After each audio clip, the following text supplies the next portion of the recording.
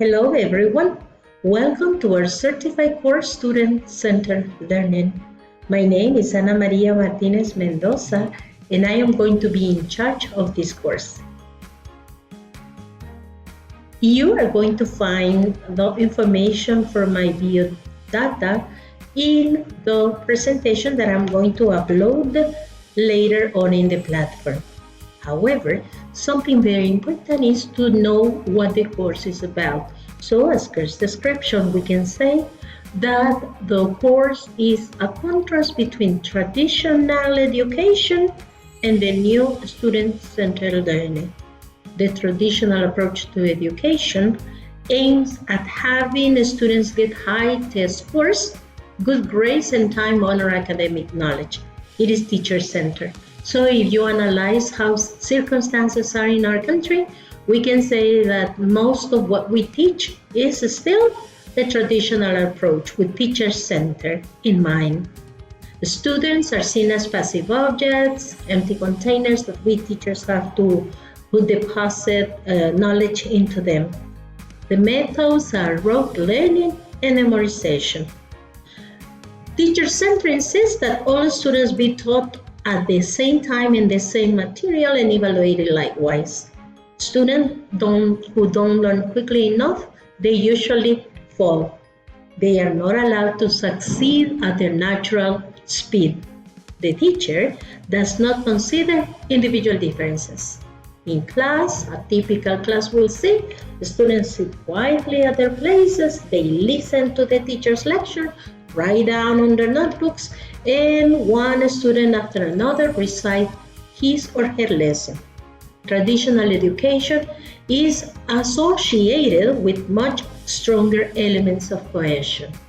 Its counterpart, what we are going to study, the student-centered learning, was coined thanks to the contribution of educational psychologist theorists such as Ausubel, Vygotsky, and others, whose collective work focused on how students learn. With their contribution, the change to student-centered learning was possible. The student learner focuses on skills and practices that enable lifelong learning, creative thinking, and independent problem solving. If we notice, this is exactly what the education of the 21st century demands. The students who think creatively, who have critical thinking, who learn for lifelong learning when they become either higher education at the university students or they become professionals. It includes a variety of educational programs, learning experiences, instructional approaches, and academic support strategies aimed at addressing individual needs, interests, aspirations, students' cultural backgrounds, learning styles, individual multiple intelligences, and different metacognition skills. Students play a pivotal role, the main role, in the teacher's performance as the person in charge of facilitating the academic success of each student, but first determining their learning needs, characteristics, interests, and aspirations of individual students. Individuality is very important here, and then providing learning experience customized to a greater or lesser extent for each student. Because of this, the course has three main modules. The first one is the fundamentals of educational psychology, how it shifted to student-centered learning. The second one, the student-centered learning approach. And the last one, how a student-centered learning integrated system is necessary to optimize learning. As objectives for the course, we have four. First of all, it is very important that by the end of the course, you will be able to contrast teacher-centered instruction versus student-centered. Also, in Module 1, after you finish it, you will see Piaget's, Dewey's, Vygotsky, Ausubel, and Brunner's contribution to student-centered learning. Also, you will be able to list the tenets of student-centered learning and describe the central elements of the instruction life cycle for student-centered learning. An overview of the modules. Basically, In the Module 1, Fundamentals of Educational Psychology, a shift to student-centered learning, you will see how the scientific study of human learning has really helped create student-centered learning.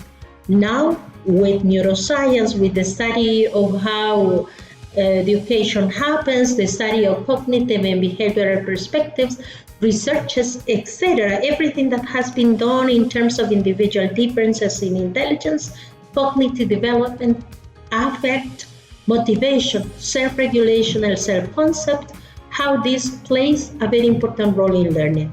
The field of educational psychologists serves as a foundation to enhance educational activities related to instructional design, classroom management and assessment, which serve to facilitate learning processes in various educational settings across the lifespan. So as I said, 5 years will be studied Jean Piaget, John Dewey, Lev Vygotsky, Jerome Bruner, and David Ausubel. In the second module, the student-centered learning approach, we will get into the nuts and crannies of what a student-centered really means.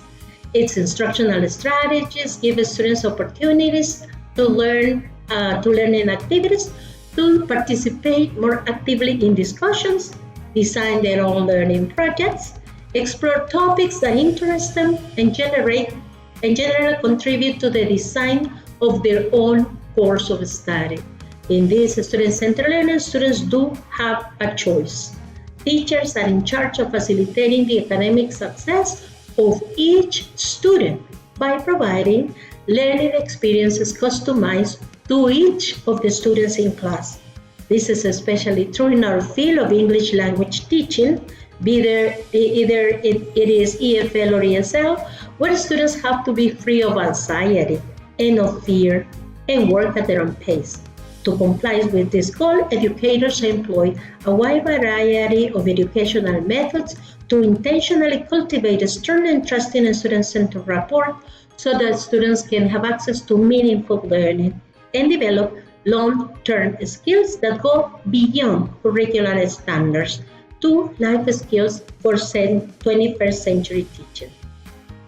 The last module, a student-centered learning integrated system that optimizes learning, will analyze what a real platform or online resources have to be structured in order to really help students use real blended learning into our classes. The conceptual framework that we'll be discussing in this module details the design of integrated technology systems to support student-centered learning. The framework integrates the various functions of technology to address the needs of learners, educators, parents and families, we can't forget them, administrators and other stakeholders in support of student-centered learning. As I always say, in terms of methodology, you will always see this in my diplomados. I never teach my pupils, and it's true, I never teach you. I only provide the conditions in which you can learn. So I usually take these Einstein quotes because I agree with them. So student-centered learning is a 100% online open course available for all English teachers with an advanced level of English or anyone interested in tailoring his or her teaching to create opportunities for active learning. All learning opportunities take place 100% online. Course, content, materials, quizzes, and everything else are online for you to participate diachronically. In other words, it's a self-study, autonomous learning course full of different activities and resources for self-learning. Videos and audios will be uploaded additional to the one that I have. There are a lot of different audios for you to foster what you're learning. Also, I have prepared a handout for each of the modules for you to go beyond what you have in the videos. There are 3 quizzes, 1 quiz of 5 questions each for each module, and a final test of 10 questions. For you to continue with the development of the course, you must comply with all the activities. All of them have to be done because one is a requirement for the one to comes. So there will be 5 quizzes and a final test, only that. And you will have the opportunity to do them 3 times each of them until you get a higher score. The expected audience, as I said, teachers with at least a B1 level of Common European Framework of Reference, intermediate computer skills, self-discipline, and autonomous learning. The resources, the platform, Thinkific, you will have access to this, videos, presentations, booklets, audios, the quizzes, and the final test. You will find the references in the document that I will upload. They have been separated according to each of the modules. And remember that this course starts in March and finishes in May. In case you have any difficulties, technical difficulties, you have there the email of our technical assistants.